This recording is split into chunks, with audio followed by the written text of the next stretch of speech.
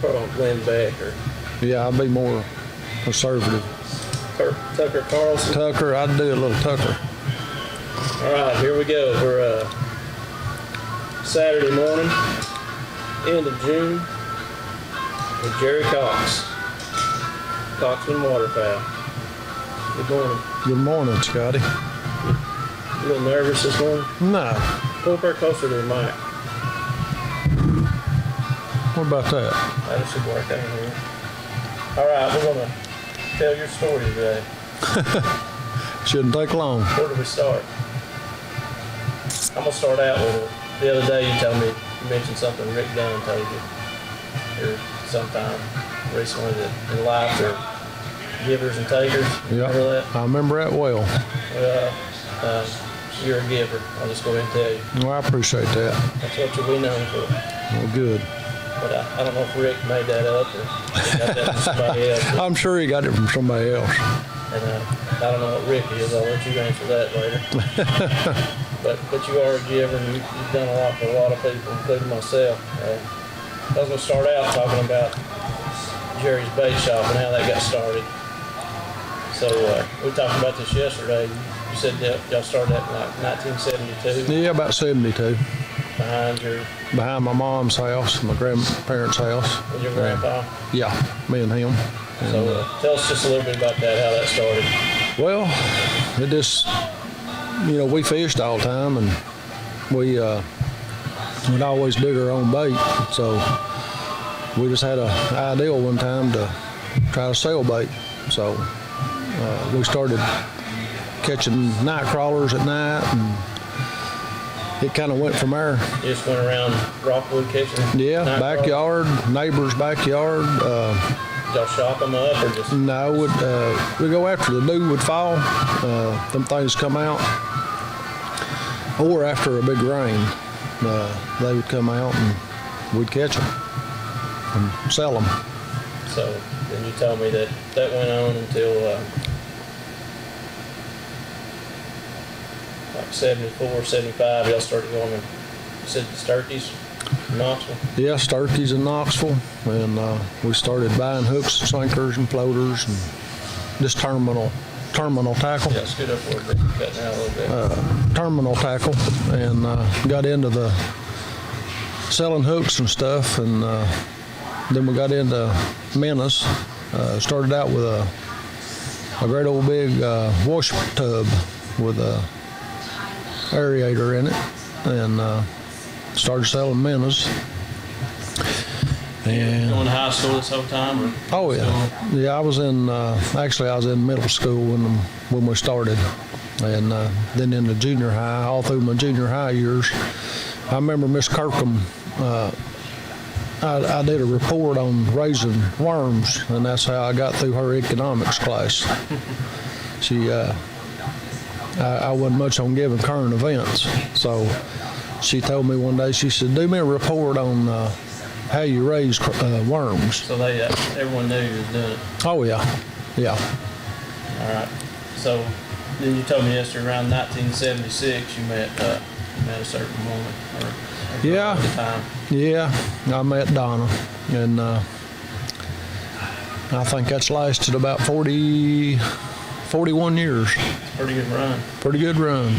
So you told me yesterday how y'all met, and I already know the story, but tell everyone how that happened. Well, I was a disc jockey from 6 to 9 at WOFE radio station, and is it called Big Wolf then? it was called Big Wolf. The old Quins owned it at that particular time, and she called, her and one of her friends that she ran around with called and requested a song by America, and of course I played it, and then she called back wanting something else played, and Sister Golden Hair. Sister Golden Hair. Well, we still listen to that. Well, oh yeah, it's a classic, and so we met and started dating, and the rest is history.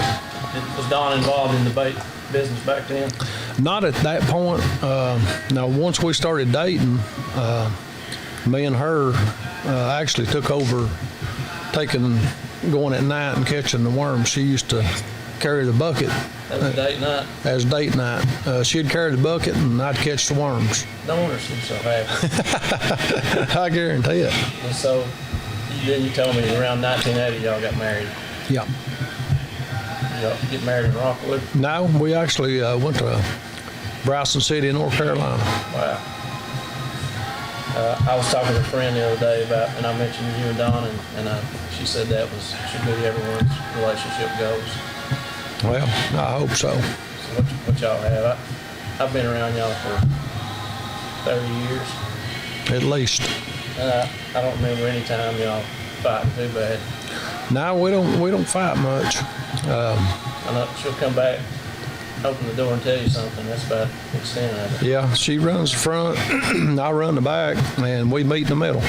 So That's it's good. always been a good relationship. Good way to do it. Yeah, we've always worked together. I mean, even when I worked at Richards, Donna worked at Richards for 15 years. Right. So it just seems like we've always been together, worked together. You need to work the front more often, probably. Well, a lot of people, it's funny you say that. We was at Spring City Boat Dock last night eating, and we walked in, and there was a couple sitting there, and of course they knew Donna right off, and so the guy says, is this Jerry? And I said, yeah. And he said, I didn't know if you existed or not. And I said, yeah. I said, she keeps me in the back all the time. Yeah, a lot of people, they know the name, but they don't know the face. That's right.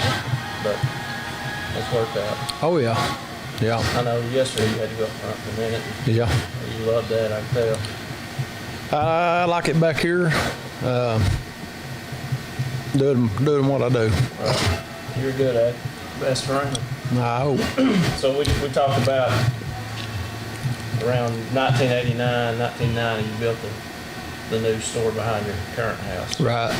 Before you built this one on the house. Yeah, moved it.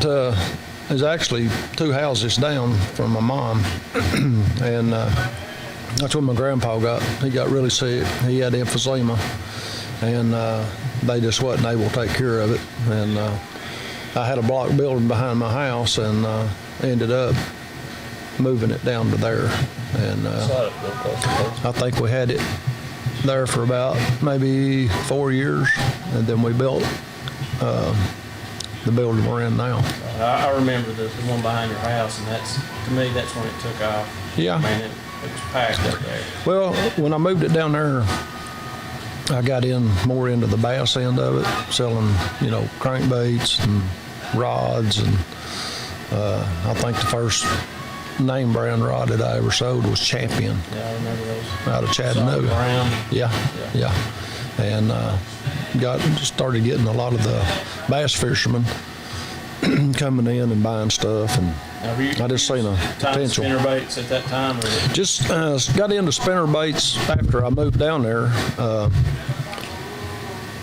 I was probably 94, maybe, somewhere in that.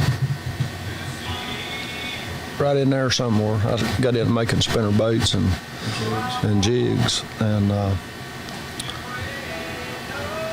that attracted a lot of the bass. right? And this is all pre-internet.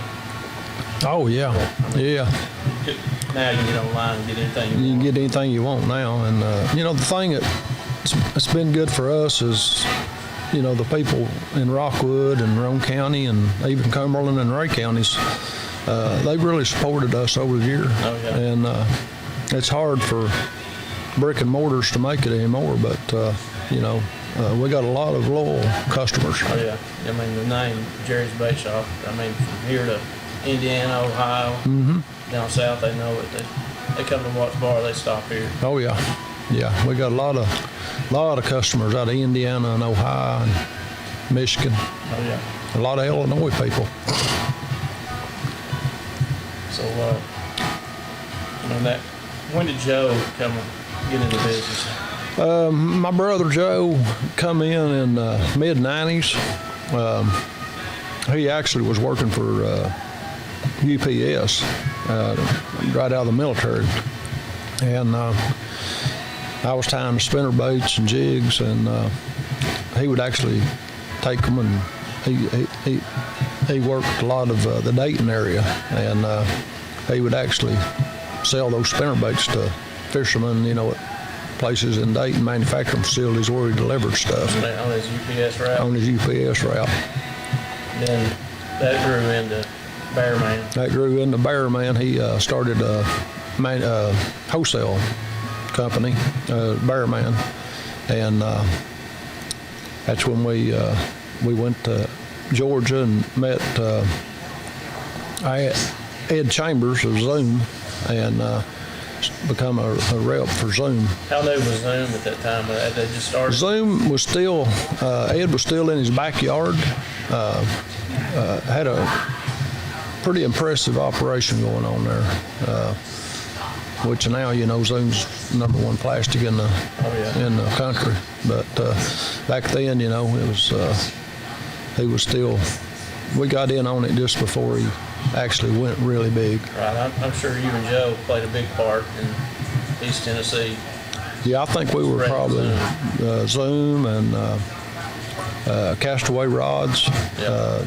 When they came out, they would. Joe was selling. Joe was repping for Castaway, and my memories of those days is the 100 packs of Zoom Lizards. Oh yeah. And they were they came from they come from everywhere to get that. Yeah. A lot of Knoxville people. $15, $16. Yeah, for 100. You couldn't throw one in Watts Bar at that time without getting your arm ripped. Oh yeah. Carolina rig. That's when the Do Nothing, the Ron Savage Do Nothing, it was huge. We actually went down to Georgia and met Ron Savage, and he told me he was a character. Yeah, he was, and become a distributor for Ron Savage. And that leads into, when did you build this building, this store? The building we're in now, if I'm not mistaken, we built in '94, give or take a year. So you shut the one at your house down and moved down here? Yeah. We still done some light manufacturing in there as far as spinnerbaits and jigs, and at one time Pete Reynolds actually come in and he used that up there for building little Petey's, Behind your house? Yeah, there for a while. So you got down here fishing. Did you immediately start selling guns and hunting stuff, or did that come later? Well, I actually started selling bows behind my house when I was behind my house, and then but the guns, High Country was my first bow, and the guns didn't come till actually I got down here and I went in the gun business. And how many A5s you think went through? we went through a bunch of A5s. I sold a lot of A5s. You still have a few of them? Yeah, I got a few. So, we could talk all day about the fishing end of it. Oh, yeah. We may come back later and just do a fishing show about it. Yeah, the fishing, we went all through the creepy crawler when it was hotter than a firecracker, the Ron Savage Do Nothing, the Zoom Lizards, the deep crank baits. How many 30 pluses and 22s? I'm telling you, Gray Ghost and Chartreuse 30 pluses and Lice Green. Yeah, and Coach Dog number 51. Yeah.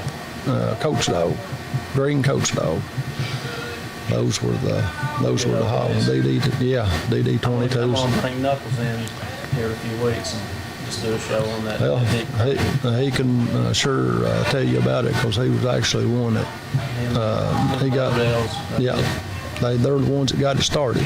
He got drawed out with Fritz over there, I think, in North Carolina, and just kind of took off from there. So now I want to move into some of the duck stuff, duck hunting.